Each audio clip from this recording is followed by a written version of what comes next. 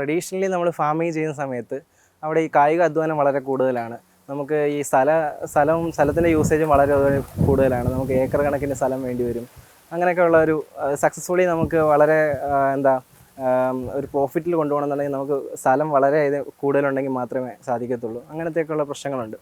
അതിൽ നിന്നാണ് നമ്മൾ ഈ സ്മാർട്ട് ഫാമിങ്ങിലോട്ട് ഇന്നലെയൊന്നുമല്ല നമ്മൾ ട്രാൻസ്ഫോം ആകുന്നത്. നേരത്തെ മുതലേ സ്മാർട്ട് ഫാമിംഗ് ഉണ്ട്.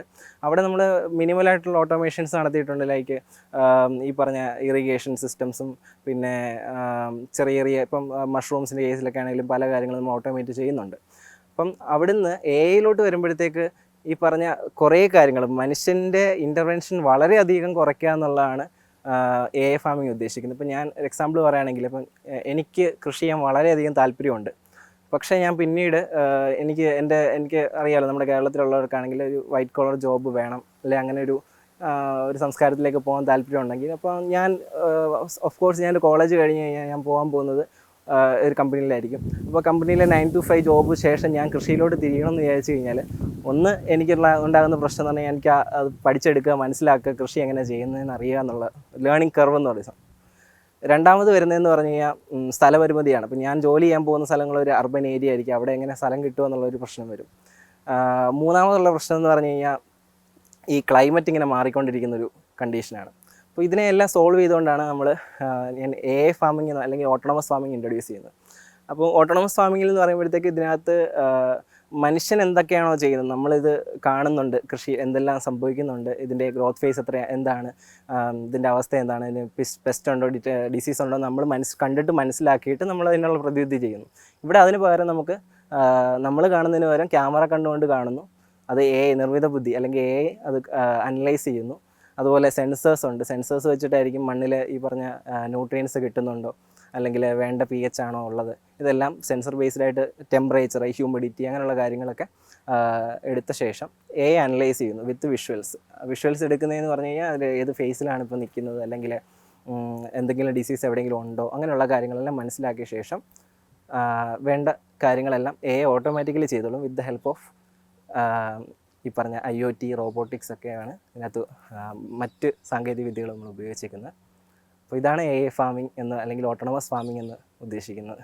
തുടക്കക്കാർക്ക് വരുന്നൊരു പ്രശ്നം എന്ന് പറഞ്ഞാൽ എത്രമാത്രം അവർ എമൗണ്ട് അതിനേക്ക് ഇൻവെസ്റ്റ് ചെയ്യേണ്ടി വരും എന്നുള്ള ഒരു പ്രശ്നമുണ്ട്. ഇനി ഏത് ചെടികൾ അതിനകത്ത് കൃഷി ചെയ്യാൻ പറ്റും, അത് എങ്ങനെ ചെയ്യണം, എത്ര നാൾ എടുക്കും, അതിൽ നമുക്ക് എത്ര ഈൽഡ് കിട്ടും, ഇതൊക്കെയുള്ള സംശയങ്ങളും കാര്യങ്ങളുണ്ട്. അതാണ് നമ്മൾ AI വെച്ചിട്ട് ഞാൻ ആദ്യമേ പറഞ്ഞ പോലെ തന്നെ ഒരു തുടക്കക്കാർക്ക് ഉണ്ടാകുന്ന ലേണിംഗ് കർവ് കുറയ്ക്കുക എന്നുള്ളത്. AI നമുക്ക് ഈ പറഞ്ഞ പോലെ നമ്മൾ ചെയ്ത് കഴിഞ്ഞാൽ ആ ടെക്നോളജി അവിടെ ഉണ്ട്. നിങ്ങൾ ആദ്യം ചെയ്യേണ്ടത്, സീഡ് ഏതാണോ പ്ലാന്റ്, ആ പ്ലാന്റ് ചൂസ് ചെയ്യുന്നു. ആ പ്ലാന്റ് ചൂസ് ചെയ്തിട്ട് ആ സീഡ്ലിംഗ് നിങ്ങളവിടെ പ്ലേസ് ചെയ്ത ശേഷം പിന്നീട് ഹാർവെസ്റ്റാണ് നിങ്ങൾക്ക് മെയിൻലി അവിടെ ഒരു ഹ്യൂമൻ ലേബർ ഇൻ്റർവെൻഷൻ കൂടുതൽ വേണ്ടത്. ബാക്കിയുള്ള കാര്യങ്ങളൊക്കെ ഓട്ടോമേറ്റഡ് ആയിരിക്കും. ഈ എന്താണോ പ്രശ്നമുള്ളത് ആ നോട്ടിഫിക്കേഷൻ നമുക്ക് ആപ്പ് ത്രൂ വരും. അവിടെ ഇപ്പം സപ്പോസ് ഒരു എക്സാമ്പിൾ പറയുകയാണെങ്കിൽ ഇന്നൊരു പെസ്റ്റ് അറ്റാക്ക് ഇന്നൊരു സ്ഥലത്തുണ്ടായി എന്നുള്ളത് നോട്ടിഫിക്കേഷൻ വന്നാൽ അതൊന്ന് എത്രയും പെട്ടെന്ന് ഹാൻഡിൽ ചെയ്യുക. അത് എങ്ങനെയാണ് ഹാൻഡിൽ ചെയ്യുന്ന ഉൾപ്പെടെയുള്ള കാര്യങ്ങൾ നമുക്ക് AI അതിൻ്റെ ഒരു സജഷൻ കിട്ടും.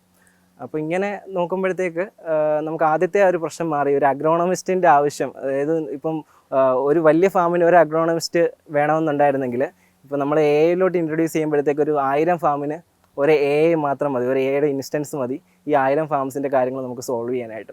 അങ്ങനത്തെ ഒരു ഇതിലോട്ടാണ്.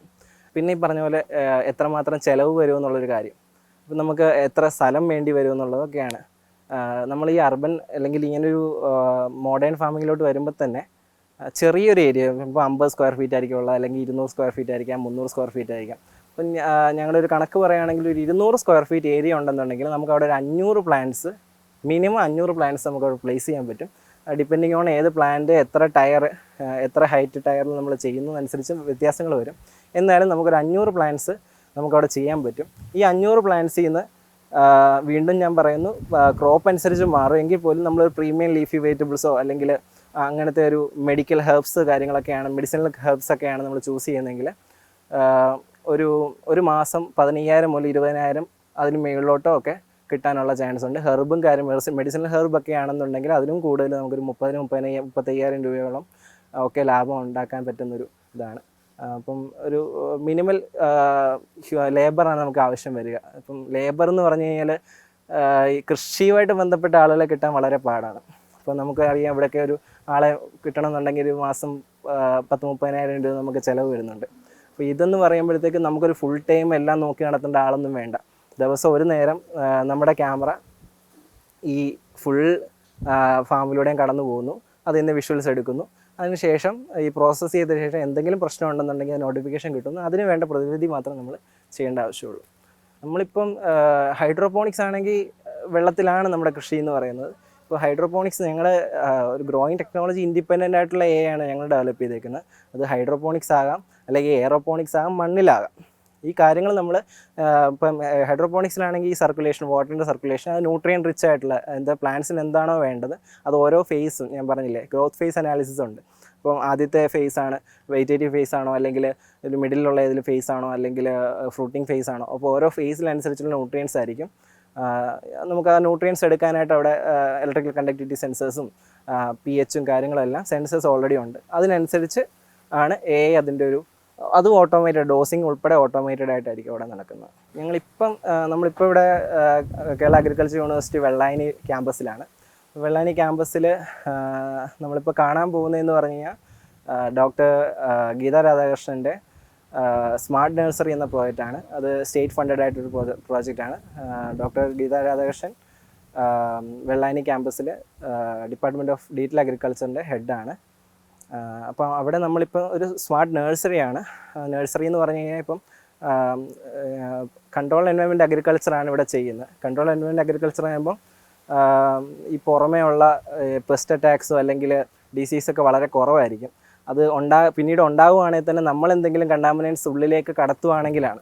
അപ്പോൾ നമ്മൾ ഇതിലേക്ക് എൻട്രി ചെയ്യുമ്പോൾ ഒരു ഡബിൾ ഡോർ എൻട്രി ഒക്കെ ആയിരിക്കും. അപ്പം പിന്നീട് അതിനകത്തൊരു കണ്ടാമിനേഷൻ വരാനുള്ള ചാൻസ് ഉള്ളതെന്ന് പറഞ്ഞാൽ നമ്മൾ പോട്ടിംഗ് മിക്സറോ അല്ലെങ്കിൽ ഈ പ്ലാന്റ്സിൻ്റെ റൂട്ട്സ് വഴിയൊക്കെ ഉള്ള കണ്ടാമിനേഷനൊക്കെ ആയിരിക്കാൻ വരുന്നത്. അപ്പോൾ അതും നമ്മൾ ഒഴിവാക്കാൻ വേണ്ടി അങ്ങനെ ഒരു സിസ്റ്റമാണ്, ഇപ്പോൾ ഒരു നൂതനമായ വിദ്യയാണ് നമ്മളിവിടെ ഉപയോഗിക്കുന്നത്, സ്മാർട്ട് നഴ്സറി.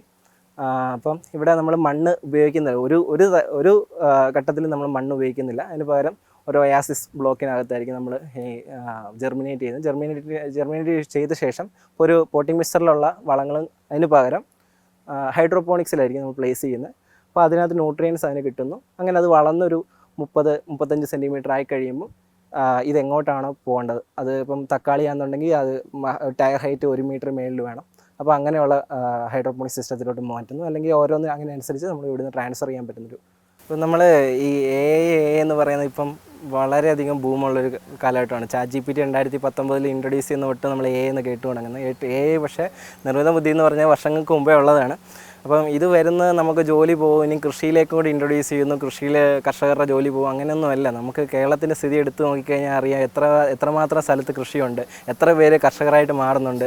ഇപ്പം ഞാൻ എൻ്റെ ഒരു ജീവിത രീതി അല്ലായിരുന്നു, അല്ലെങ്കിൽ വ്യത്യസ്തമായ ഒരു സാഹചര്യത്തിൽ വന്നിരുന്നെങ്കിൽ ഞാനും ഉറപ്പായിട്ടും കൃഷിയിലോട്ട് ഇനിയും പോകാൻ പോകുന്നില്ലായിരുന്നു. ഞാൻ വേറെ ഏതെങ്കിലും ഒരു ജോലി ആയിട്ട് ഒരു വൈറ്റ് കോളർ ജോബ് ആയിട്ട് മുന്നോട്ട് പോകത്തുള്ളായിരുന്നു. അപ്പോൾ കൃഷി ഈ വരുമ്പോഴത്തേക്ക് നമുക്ക് എന്തായാലും ഒരു ഫുഡ് സെക്യൂരിറ്റി ഇഷ്യൂ ഉണ്ട്. ആ ഇഷ്യൂ സോൾവ് ചെയ്യാൻ, അല്ലെങ്കിൽ നമുക്ക് വേണ്ട വിഷമില്ലാത്ത പച്ചക്കറി, ഞാൻ പറഞ്ഞ കൺട്രോൾ എൻവയോൺമെൻറ്റിലാകുമ്പോൾ ഈ പറഞ്ഞ മരുന്നുകളും കാര്യങ്ങളും ഒന്നും ഒരുപാട് അടിക്കേണ്ട ആവശ്യമില്ല. അപ്പോൾ ഈ പറഞ്ഞതെല്ലാം മാനേജ് ചെയ്യാൻ ഒരാൾ വേണം. എനിക്ക് എല്ലാവർക്കും കൃഷി വലിയ താല്പര്യമുണ്ട്, വിഷം ഇല്ലാത്ത പച്ചക്കറി കഴിക്കണം എന്നൊക്കെ താല്പര്യമുണ്ട്. പക്ഷേ ആർക്കും അതിന് വേണ്ടിയിട്ട് സമയം കളയാനോ അല്ലെങ്കിൽ അതിൻ്റെ അതെന്തോ അങ്ങനെയൊക്കെ. അപ്പോൾ അങ്ങനെയൊക്കെയുള്ള അവസ്ഥ വരുമ്പോൾ വരുന്നത് തീർച്ചയായും വളരെ നല്ലൊരു കാര്യം തന്നെയാണ്. നമുക്ക് വേണ്ട കാര്യങ്ങൾ നമ്മുടെ ഒരു ചെറിയ സ്ഥലപരിമിതിയിൽ തന്നെ കൃത്യമായ രീതിയിൽ പരിപാലിച്ചുകൊണ്ട് വിഷമില്ലാത്ത പച്ചക്കറിയും മറ്റുള്ള കാര്യങ്ങളൊക്കെ നമുക്ക് ഉൽപ്പാദിപ്പിച്ചെടുക്കാൻ പറ്റുന്നൊരു സാങ്കേതികവിദ്യയാണ് ഇത്. ഇനി മുന്നോട്ട് പോകുന്തോറും കൂടുതൽ അഡ്വാൻസ്ഡ് ആയിക്കൊണ്ടിരിക്കത്തതേ ഉള്ളൂ. ഏറ്റവും പുതിയ വാർത്തകളും വിശേഷങ്ങളും വിരൽത്തുമ്പിലറിയാൻ സീ മലയാളം ന്യൂസ് എല്ലാ ഡിജിറ്റൽ പ്ലാറ്റ്ഫോമുകളിലും ലഭ്യം.